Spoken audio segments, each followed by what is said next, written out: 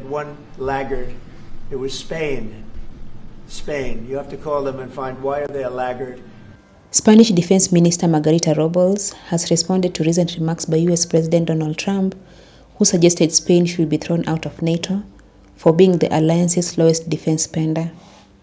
At the NATO summit in June, Spain stood out as one of the most vocal opponents of Trump's push to increase defense spending across member states.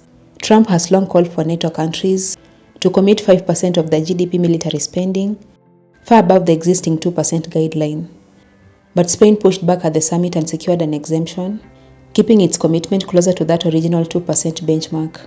Spanish Prime Minister Pedro Sánchez even wrote to NATO Secretary General Mark Rutte, saying, quote, "Committing to a 5% target will not only be unreasonable, but also counterproductive.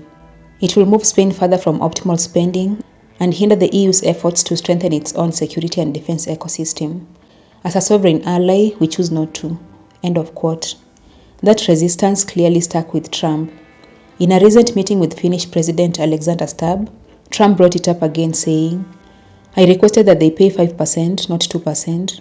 Most thought it wouldn't happen, but it did, almost unanimously. We had one laggard, Spain. You should call them and ask why they're a laggard." He then added, "They have no excuse not to do this. Maybe you should throw them out of NATO, frankly." They have no excuse not to do this, but that's all right. Maybe you should throw them out of NATO, frankly. In response, Spain's Defense Minister Margarita Robles was clear. They are not scared and Trump knows it.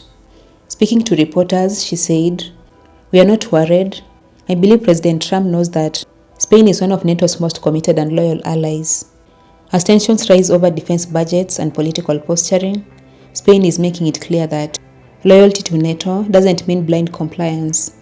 With firm words from both sides, the debate over military spending and what it means to be a committed ally is far from over. But one thing seems certain: Spain isn't backing down.